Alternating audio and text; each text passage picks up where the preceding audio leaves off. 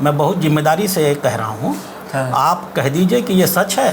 हाँ। मैं अभी इस्तीफ़ा लिखता हूँ, राज्यसभा की सदस्यता छोड़ देता हूँ। हरिशंकर तिवारी का नाम वो नाम बता रहा हूँ। स्वर्गीय हरिशंकर तिवारी। मृत्यु के बाद हम लोग नाम के आगे स्वर्गीय लगाते हैं।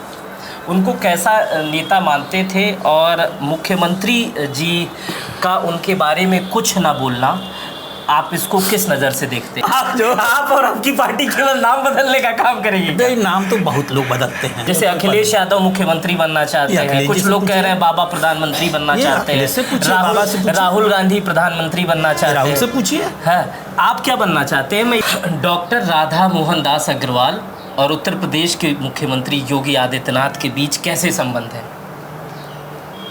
आपको क्या लगता है, पटका पटकी होती होगी?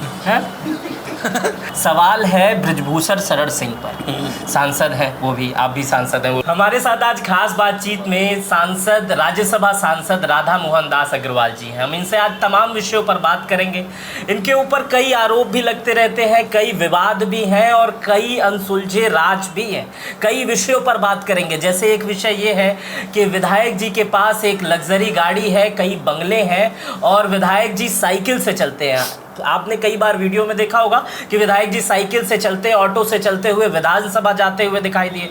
20 बार के विधायक हैं। कई ऐसी बातें ये चलती हैं कि योगी आदित्यनाथ और राधा मोहन दास अग्रवाल में बहुत सारे दरार और दरार भी हैं। इन सब तमाम खट्टे मीठे सवालों के साथ कई विषयों पर बात करेंगे, लेकिन वर्तमान विषय जो ये है कि विधायक जी ने अपनी सांसद निधि का 5 करोड़ रुपया एक स्कूल को दान कर दिया है। इस पर भी बात करेंगे। विधायक जी, शुरुआत करते हैं हम आपसे बातचीत की। शुरुआत हम यहीं से करते हैं कि 5 करोड़ रुपया आपने क्यों एक स्कूल को दान कर दिया? आपका सवाल गलत है, अधूरा है। आप पत्रकारों की यही समस्या है, सवाल कम पूछते हैं, संशय ज़्यादा पैदा करते हैं और जानबूझ करके। आज की पत्रकारिता का ये बहुत नकारात्मक दौर है जिससे आप पीड़ित हैं। मैंने स्कूल को नहीं दिया है, सरकारी स्कूल को दिया है। इसलिए जब सवाल पूछिए तो सवाल सुस्पष्ट होना चाहिए।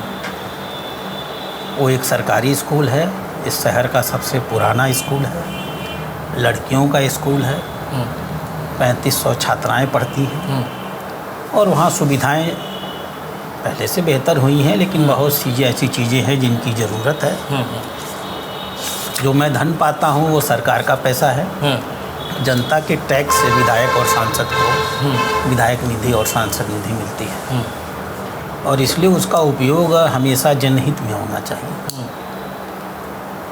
जब किसी सरकारी स्कूल में सुविधाएं कम हों, लड़कियों को पढ़ने लिखने में समस्या होती हो, तो मुझे ये लगता है कि यह सबसे औचित्यपूर्ण काम है कि शिक्षा जैसे पवित्र काम में, और वो भी हमारी सरकार जो बेटी बचाओ बेटी पढ़ाओ की बात करती है, तो मैं बेटी पढ़ाओ जैसे महत्वपूर्ण विषय पर मैं ये निर्णय लूँ कि मेरी प्राथमिकता बच्चियों की शिक्षा को और बेहतर करने की होनी चाहिए। और उस दृष्टि से मुझे स्त्री शिक्षा पर जोर देने के लिए हम लोग जो बहुत सारे काम करते हैं उससे सिर्फ फिजिकल अवस्थापना का निर्माण नहीं होता, मैसेजिंग भी होती है। तो हम एक स्कूल को पैसा देते हैं तो बहुत सारे लोगों को इस बात के लिए भी प्रेरित करते हैं कि स्त्री शिक्षा के प्रति उनकी विशेष अभिरुचि पैदा होनी चाहिए। इसलिए मैंने तय किया कि मेरा धन मेरे शहर का सबसे पुराना विद्यालय है, उसकी बेहतरी में लगाया जाए। और मैं वहाँ 8, 10, 15 कमरे बनवा रहा हूँ। कमरों में डेस्क बेंच नहीं थे, उनको लगवा रहा हूँ।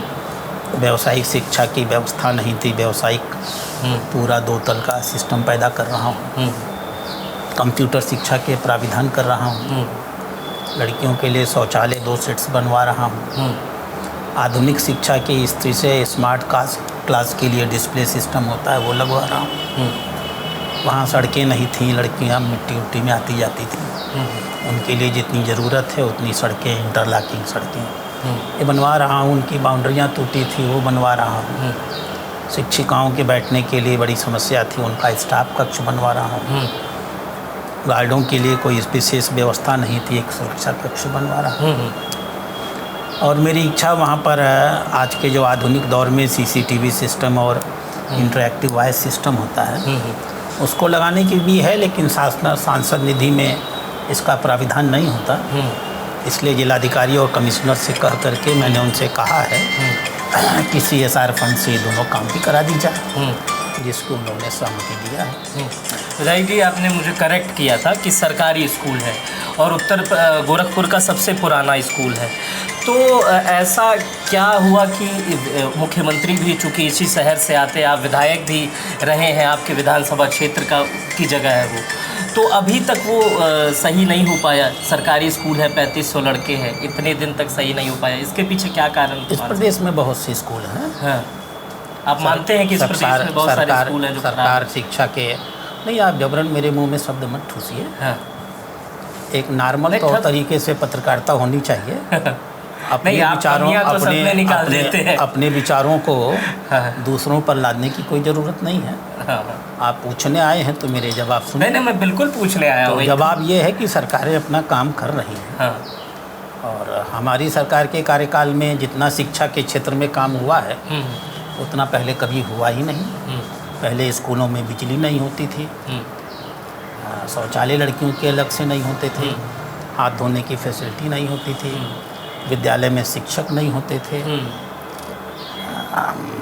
बहुत सारी चीज़ों को हम लोगों ने, मेरे पास तो आंकड़े हैं, आपका विषय बदल जाएगा, अन्यथा मैं आपको बताऊंगा कि हमारी सरकार में आने के पहले आंकड़े कितने शिक्षक में, कितने छात्रों में कितने शिक्षक होने चाहिए थे, और आज़ादी के 65 सालों में नहीं हुए और हमारी सरकार में हुए। आपने मुझे करेक्ट किया था, इसलिए मैंने सवाल बदल दिया। अगर मैंने करेक्ट किया है तो आप रिएक्टिव मत होइए, अपने काम को करते रहिए, पॉलिटिकल वर्कर न बनिए। नहीं, पॉलिटिकल अपने सवाल पूछिए। सर, मैं पॉलिटिकल नहीं हूँ। अपने सवाल पूछिए। आपने करेक्ट किया कि वो सरकारी स्कूल था, तो मैं वही पूछना चाहा कि मुख्यमंत्री जब आप सवाल पूछेंगे, विधानसभा तो इतना समय क्यों लग गया? जब आप सवाल पूछेंगे और उसमें आधा सत्य है, नरो व हस्ती पूछेंगे, तो मुझे आपको बताना पड़ेगा कि नरो व हस्ती का मामला नहीं है। नहीं, फिलहाल आपने 5 करोड़ रुपए दे के, ये मुझे व्यक्तिगत रूप से बड़ा अच्छा लगा, क्योंकि मैं भी इसी शहर से आता हूँ, तो अच्छा लगा कि, और इत्तेफाक ये है कि उसी कॉलेज के एक फुटपाथ से मेरी भी एक सामाजिक जीवन की शुरुआत हुई थी, तो मुझे वो अच्छा लगा कि आपने वहाँ 5 करोड़ रुपए दिया। चलिए सर, इस सवाल को थोड़ा सा और मोल्ड करते हैं। एक पिक्चर आई है, the Kerala files, the Kerala story. जी, आपका ससुराल केरला में है। उस पिक्चर को आप किस नज़र से देखते हैं? उस पिक्चर में आपको कितने फैक्ट्स नजर आते हैं? अगर आप पिक्चर के बारे में पूछते होते तो ये एक न्यूट्रल सवाल होता है। अब आपने उसको मेरे ससुराल से जोड़ दिया। इसी वजह से देखिए, सबसे बड़ा मेरा यही प्रश्न था, क्योंकि आप ससुराल है ना आपका। ये फिर आपका दृष्टि दोष है। केरला स्टोरी एक ऐसी स्टोरी है जिसका सिर्फ केरल से संबंध नहीं है। केरल एक प्रतीक है, क्योंकि वहाँ पर ये काम इतने हुए कि चर्चा में आ गए। ये काम सिर्फ केरल में हो रहे होंगे, मैं ये भी नहीं कह रहा हूँ। जो दिखाया गया है केरल स्टोरी में, दो चीज़ें होती हैं, एक होती है क्वालिटी, एक होती है क्वांटिटी। जो मैटर है उसमें और कितना अधिक है। तो अगर मुझसे कहिएगा तो मैं यही कहूँगा कि वो सत्य के नज़दीक नहीं है, बल्कि सत्य है। केरल में ये प्रक्रिया एक लंबे समय से 20 साल से चल रही है। और सिर्फ हिंदू लड़कियां नहीं, ये भी गलतफहमी मत रखिएगा, बड़ी संख्या में ईसाई बच्चियां भी, उनको बरगलाया जाता है, उनको विभिन्न तरीक़ों का प्रयोग करके उनका धर्म परिवर्तन कराया जाता है, उन्हें कट्टर बनाया जाता है। और आज केरल की सच्चाई ये है कि हिंदू समाज से अधिक क्रिश्चियन समाज डरा हुआ है। मैं अब केरल, चूँकि मैं केरल में ससुराल तो आपने बताया, ये नहीं बताया कि मैं केरल का सह प्रभारी हूँ भाजपा का। मैं केरल का सह प्रभारी भी हूँ भाजपा। जी। और आज जब हम लोग वहाँ केरल में काम करने जाते हैं तो इतनी बड़ी संख्या में क्रिश्चियन ऑर्गेनाइजेशंस के जो डिफरेंट डिनोमिनेशंस हैं ना, उनके पादरी, उनके चर्चेस के बिशप्स, ये सब लोग हमसे मिलते हैं, अपनी पीड़ा बताते हैं और कहते हैं कि जिस स्थिति से हम लोग दौर गुजर रहे हैं, आप तो पूरे देश में हैं, हम तो सिर्फ नॉर्थ ईस्ट में थे, केरल में थे और गोवा में थे। गोवा में आपने हम लोगों के सहयोग से हम लोग को संरक्षित करते हुए सरकार बनाई। नॉर्थ ईस्ट में इतनी बड़ी संख्या में क्रिश्चियंस हैं, वो सब आज भाजपा को वोट देते हैं। उन सबको देख करके हमको केरल में महसूस होता है कि हमारा इंटरेस्ट भी केरल में अगर अब कहीं संरक्षित है तो सीपीएम और कांग्रेस में नहीं है। ये दोनों मुस्लिम तुष्टीकरण के ये एकदम उपाय बन चुके हैं, यही काम ही ये लोग करते हैं। तो इस नाते यह एक सच है जो केरल स्टोरी में दिखाया गया है। मैं उसकी संख्या पर नहीं जा सकता हूँ कि संख्या डॉक्यूमेंट का विषय है, और जब तक हमारे पास कोई डॉक्यूमेंटेड प्रूफ ना हो मैं उस संख्या को न तो हाँ कर सकता हूँ और न उस संख्या को ना कर सकता हूँ। नहीं, मेरा भी जो चीज़ें हैं वो 3 लोगों की घटना पे आधारित है। फिर पिक्चर का जो प्रोपेगेंडा शुरू हुआ वो 32,000 लोगों के साथ शुरू हुआ। 3 लोगों को आप नहीं सर, एक मिनट मेरी बात सुनिए ना। हाँ। मुझसे बात करने आप आए हैं। हाँ। अगर 3 लोगों का भी है हाँ। तो इससे भयावह क्या हो सकता है? लोकतंत्र में कोई बात चूंकि 3 पीड़ित लोग हैं इसलिए नहीं सुनी जाएगी, उसको मुद्दा नहीं बनाया जाएगा, उसके विरुद्ध सावधानी पूर्वक कदम नहीं उठाए जाएंगे। आज 3 हो रहे हैं, कल 3 लाख हो जाएंगे। तो 3 और 3 32,000 जिसमें आप पड़े हुए हैं, विषय ये नहीं है। विषय ये है कि क्या ऐसा वहाँ हो रहा है या नहीं हो रहा है। इसको मैं 32,000 भी दिखाना ये भी तो इसको गलत मुझे नहीं मालूम। मैंने पिक्चर देखी भी नहीं है।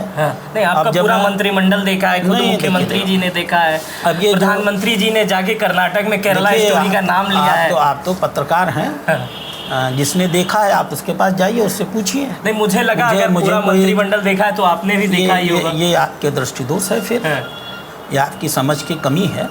चूँकि आपका जुड़ाव सर केरला से काफ़ी रहा है, आपने बताया सहप्रभारी। तो हम फिल्में अगर नहीं देखते होंगे तो मैं क्यों कोई विशेष फिल्म देखने जाऊंगा? मेरे लिए उसका मैं फिल्म देखना ना देखना मेरा विषय है। तो मैंने नहीं देखा है तो नहीं देखा है। आप उसको देख रहे हैं इसका मतलब थोड़े है कि मैं भी देखूंगा। ये अपनी अपनी रुचि का विषय है।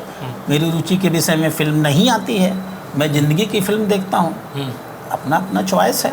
लेकिन ये मैं जानता हूँ जितना कुछ चीज़ें छन करके आ रही हैं बहुत दुर्भाग्यपूर्ण है, बहुत शर्मनाक है। शासन और सत्ता के सहयोग से, प्रत्यक्ष और अप्रत्यक्ष सहयोग से इस प्रकार के मजहबी आतंकवाद की प्रक्रिया से केरल गुजर रहा है। बेहतर है इस पर रोक लगाया जाए। विधायक जी, एक अफवाह है, बातें चलती हैं, इसको बस बताइएगा कि ये है क्या। ये बहुत शुरू से ही है, जब आप विधायक भी थे तब भी एक चीज़ें चलती थी कि आपके पास एक ये जो साइकिल और एक मारुति 800 उसके बाद ऑल्टो, ये एक दिखावा है। आपके पास कुछ दूरी के बाद एक बड़ी गाड़ी है, बड़े बंगले हैं, लखनऊ में एक अस्पताल है, बड़ा अस्पताल है, और आप ये चीज़ें दिखावा करते हैं। इस पर आप कई बार कह भी चुके हैं, लेकिन एक बार मेरे साथ भी बताइए। ये आप कितने साल से गोरखपुर रहते हैं? मैं बचपन से रह रहा हूँ। बचपन से रहते हैं। हमको कितने साल से देख रहे हैं? बचपन से ही देख रहे हैं। हाँ। तो एक व्यक्ति के रूप में आपने मेरे बारे में कोई ओपिनियन बनाई होगी? हाँ, बिल्कुल बनाई है। तो अपने सवाल का जवाब आप खुद दे दीजिए, क्या है? नहीं, ये जो धारणा चलती है, मैंने आपसे कहा ना है, आपने एक सवाल पूछा है, आपके दिल में उसका जवाब कहीं होगा, और आप भी मेरे मतदाता रहे हैं। मैं चाहूँगा कि एक पत्रकार के द्वारा, एक पत्रकार है जिसका नाम मित्र प्रकाश है, उसके द्वारा पूछे गए सवाल का जवाब मेरा एक प्रिय नागरिक जिसका नाम मित्र प्रकाश है वो खुद दे। आप कह के दिखाइए। नहीं, जिस जिम्मेदारी मैंने आपसे कहा ना, मैं बहुत जिम्मेदारी से कह रहा हूँ। आप कह दीजिए कि ये सच है, मैं अभी इस्तीफ़ा लिखता हूँ, राज्यसभा की सदस्यता छोड़ देता हूँ। आपकी हिम्मत हो और आपका नैतिक साहस आपको ये कहता हो कि आप कह सकें कि ये आरोप सही है, तो मैं आप कह दीजिए टीवी के सामने। नहीं, जो बैठा हो नहीं, टीवी बैठा कर देते हैं आप। नहीं, जो बोल्ड क्या होता है, सवाल वो पूछिए जिसका जवाब आप न जानते हो। अपनी पत्रकारिता को चमकाने के लिए आप सवाल पूछेंगे तो मैं आपको आपकी भाषा में जवाब दूंगा। अगर आपके सवाल सिंपल होंगे, लॉजिकल होंगे, तार्किक होंगे, होने आवश्यक होंगे, तब तो उसके जवाब ऐसे दिए जाएंगे। और आप अगर इसलिए पूछेंगे कि मुझे अपने पत्रकारिता को टीआर बढ़ाने के लिए चर्चित बनाना है, जो भी है चर्चित बनाना है, तो मैं आपको घुमा करके वो जवाब दूंगा जैसे एक जो आपको चाहिए। नागरिक होने के नाते आप इस टीवी के सामने कहिए कि मैं इस शहर में इतने साल से रहता हूँ, मेरे विधायक के बारे में मान्यता है कि उसके ऊपर इस प्रकार की जो बातें कही गई हैं वो सही हैं, वो नकली जीवन जीते हैं। आप कह दीजिए नहीं, इस समय आप पत्रकार हैं ना, जिस तो जगह कहने में डर क्यों रहे हैं? जैसे मैं लोगों का प्रतिनिधित्व, जैसे आप विधानसभा लोगों में या आप नहीं आते हैं? हाँ, लोकसभा, मैं लोगों की बात आप मैं ये मानूंगा, आपके मुंह से मैं ये मानूंगा। सुनिए, मैं बताता हूँ। एक मिनट मेरी बात सुन लीजिए। मेरी बात आप सुनिए ना, मैं आपकी बात सुनने के लिए थोड़े बैठा हूँ, अपनी बात बोलने के लिए बैठा हूँ। मैं आपको अधिकार देता हूँ, 100% अधिकार देता हूँ कि इस अति बुद्धिमत्तापूर्ण, मैं इसे मूर्खतापूर्ण नहीं कहूँगा, पत्रकार कभी मूर्ख नहीं होता, अति बुद्धिमान होता है। इस अति बुद्धिमत्तापूर्ण सवाल का जवाब मेरा एक प्रिय मित्र प्रकाश खुद ही दे और कहे कि वो क्या महसूस करता है कि यह आरोप सही है कि गलत है। मैं अब ये सवाल खत्म है, आपने जवाब दे दिया। नहीं, जवाब जैसे जिस सवाल का जवाब आप जानते हैं, सुनो, इस सवाल का जिस सवाल का जवाब सुनना चाहता हूँ, जिस सवाल का जवाब आप खुद जानते हैं, अपने मुंह से आप कहने, सारी बातें आप ही जानते हैं, फालतू बात नहीं, राजनीतिक, जिस सवाल का जवाब आप खुद जानते हैं और अपने मुंह से नहीं कहना चाहते हैं, उसको मेरे मुंह से क्यों सुनना चाहते हैं? जिस सवाल का जवाब हम जानते हैं, जिस सवाल का जवाब आप जानते हैं, उस सवाल का जवाब हो सकता है कोई और ना जानता हो। यहाँ जितने लोग बैठे हैं उनसे पूछिए। नहीं, लोकतंत्र में देखिए नहीं, आपकी जनता बहुत बड़ी है, 23-24 लाख लोग रहते हैं। 23-24 लाख में एक आदमी ले आइए, आप जवाब नहीं देंगे। मतलब सवालों के सिलसिले में आईपीएस चारू निगम पर आते हैं। आइए। एक आईपीएस चारू निगम थी जिन्होंने एक भावुकता भरी पोस्ट भी लिखी थी, उसके बाद से आपको भी लोग तमाम बातें कह रहे थे। वो उस समय का क्या मामला था सर, उसको बस एक बार बता दीजिए। जमाना गुजर गया, 2017 की बातें हैं। नहीं, 2017 के मामले आज भी जिंदा हो जाती हैं, साल भर कहीं जिंदा उंदा नहीं होती। मामला क्या था? मैं वही कहूँगा कि चर्चित बनाने की प्रक्रिया। नहीं, मामला क्या था? मामला ये था कि बेचारी बड़ी भावुक थी और उन्होंने भावुकता में एक 80 साल की औरत को पेट पे लात मार दिया। बड़ी भावुक महिला थी। 8 साल के बच्चे को उठा करके उन्होंने 50 कदम गड्ढे में फेंक दिया और बड़ी भावुक थी। उन्होंने 8 महीने के पेट में गर्भ था, उसको गर्भ में लाठी से मार दिया। तो उनकी भावुकता को और आपकी भाषा को दोनों को मैं प्रणाम करता हूँ। और ऐसी भावुकता भगवान हर महिला को दे, आप यही चाहते हैं, इसलिए उनको भावुक कह रहे हैं। जब वो मार रही थी 8 साल के बच्चे को, गर्भवती महिला को, तब तो भावुक थी नहीं। और जब उनको बताया गया कि एक अधिकारी की सीमा क्या होती है, लोकतंत्र में मर्यादाएं क्या होती हैं और अधिकारियों को किस तरह से आचरण करना चाहिए, तो भावुक हो गई बेचारी। आप उस भावुकता के साथ खड़े हैं, अन्यथा आज 7 साल बाद ये सवाल तो आप पूछते नहीं। नहीं, मैं उस समय का वही मामला मैंने आपको बता दिया, मामला तीनों घटना बता दी। अब और क्या बताऊँ? 8 साल के बच्चे को उठा के फेंकना अगर भावुकता के लक्षण नहीं है, गर्भवती औरत के पेट में लात मारना अगर नहीं है, और 80 साल की बूढ़ी औरत को लाठियों से पीटना अगर भावुकता नहीं है, तो धरती पर भावुकता है क्या? यही तो भावुकता है। आप उस भावुकता से प्रभावित हैं क्योंकि वो फेसबुक पे थी। आप बधाई के पात्र हैं।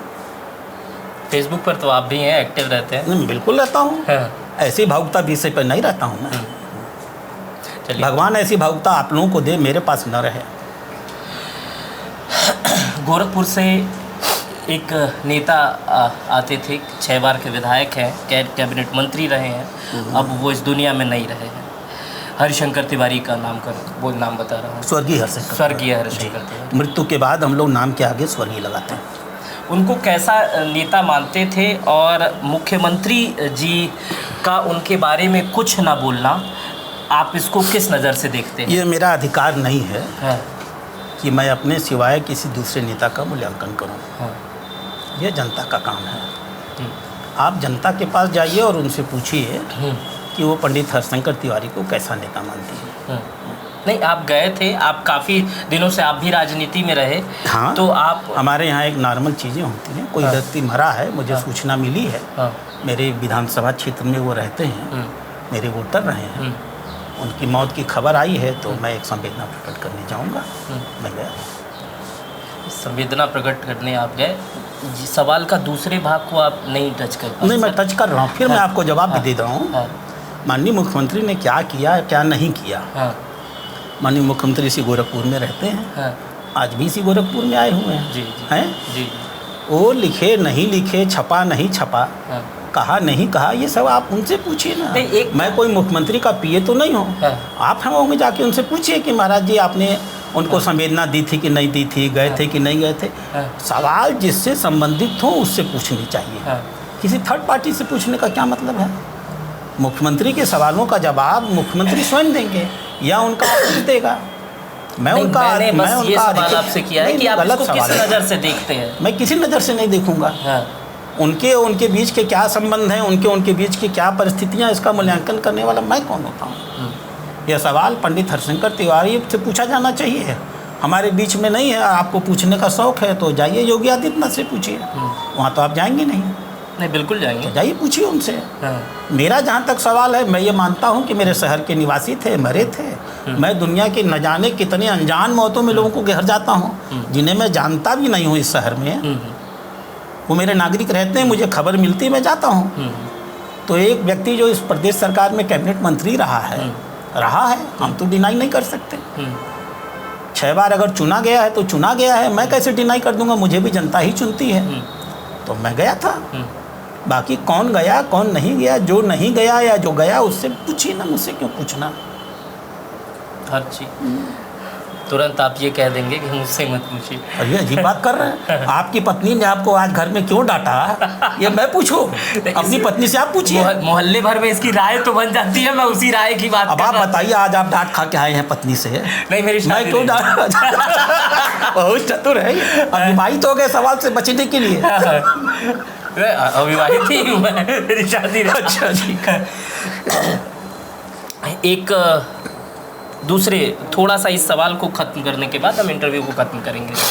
एक सवाल ये है विधायक जी, सांसद जी, पहले आप 20 साल विधायक रहे, चूँकि आदत लग गई है। नहीं, मुझे लोग अभी भी लोग विधायक ही कहते हैं और मुझे अच्छा लगता है, मुझे कोई समस्या नहीं है। नहीं, प्रमोशन मैं तो चाहता हूँ, मैं नहीं, आप समझते हैं कि ये प्रमोशन है।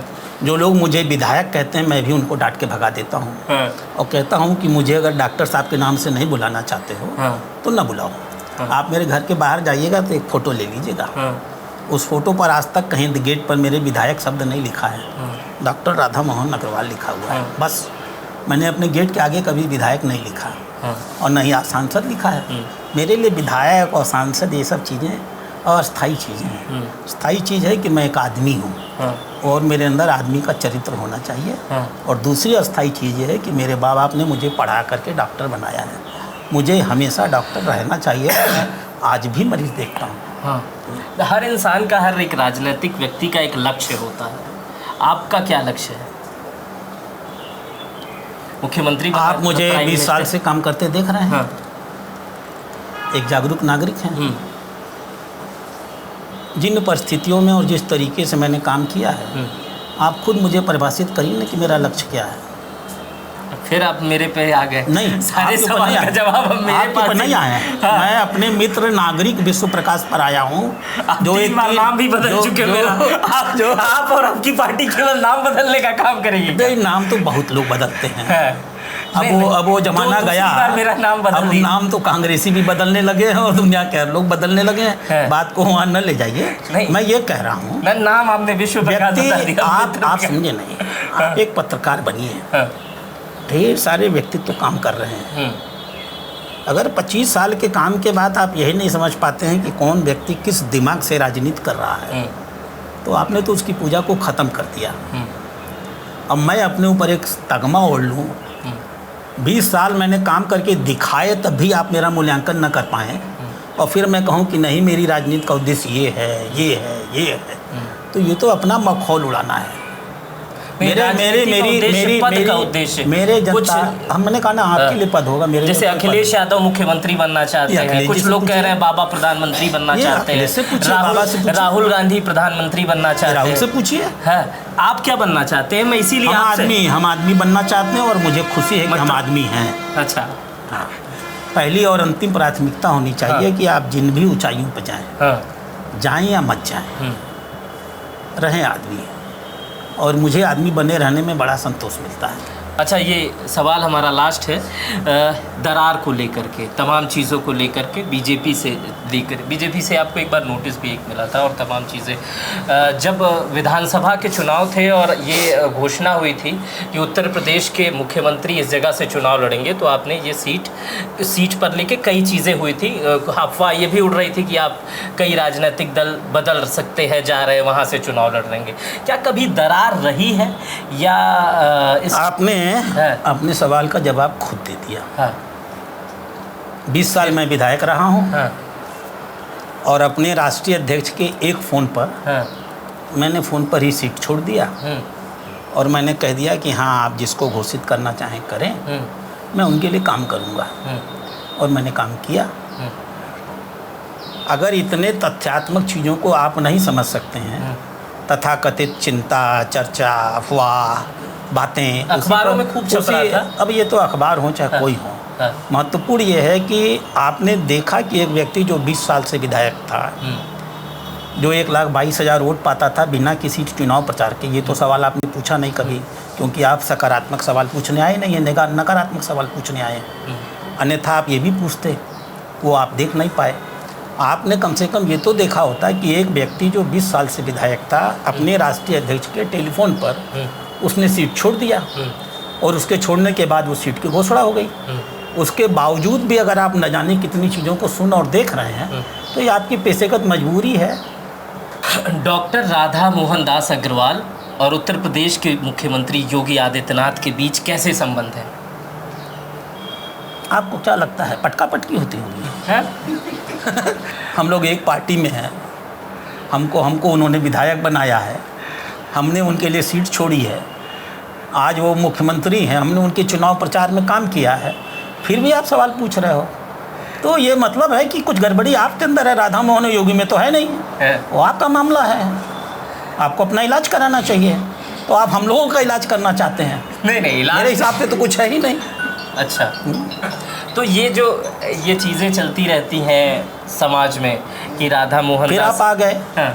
अच्छा, समाज पे आप ये चाहते हैं पत्रकार की तरह आप जो दूसरों के कंधों पर रख के बंदूक चलाते हैं, अपने कंधे पर रखिए ना भाई। मैंने आपसे कहा, मैं ही कह देता हूँ, चलिए तो मैं आपको कहने का छूट दूंगा। हाँ, मैं कह देता हूँ। मुझे लगता है, सुन लीजिए, मुझे लगता है कि डॉक्टर राधा मोहन दास अग्रवाल जो वर्तमान समय में सांसद है और उत्तर प्रदेश के मुख्यमंत्री योगी आदित्यनाथ के बीच कुछ न कुछ दरार है, कुछ न कुछ खटपट है। दोनों लोग एक सवाल नहीं करते हैं। अब एक सवाल मुझको पूछने दीजिए। हाँ।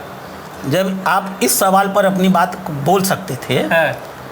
तो वो गाड़ी मारुति और फॉर्च्यूनर उस पर आपने अपनी बात क्यों नहीं बताई? चलिए मैं इसको भी बोल देता हूं। पहले बोलिए। हाँ। बोल देता क्या हूँ? हाँ। आप कहिए कि जो मेरा सवाल था मूर्खतापूर्ण था। सच है कि मैं जानता हूँ डॉक्टर साहब ईमानदार हैं। नहीं, मैं व्यक्तिगत रूप से मैं वहाँ कहिए, वहाँ। अरे सारी चीजें जो इधर से भी कह रहा हूँ वो कहिए कि वो सवाल गलत था, मुझे नहीं पूछना चाहिए था, नहीं ये सवाल पूछ करके मैंने आपको अपमानित किया है। वो सवाल गलत नहीं था, वो सवाल गलत नहीं था, वो नागरिकों का सवाल था। नागरिकों में भ्रम तमाम चीजों को लेकर उत्पन्न होता है। जो मैंने आपसे कहा वो कहिए। एक व्यक्ति के रूप में अगर आप जानते थे आप जैसे सच्चाई क्या है, मुंह से मत निकलवाइए। सुनिए।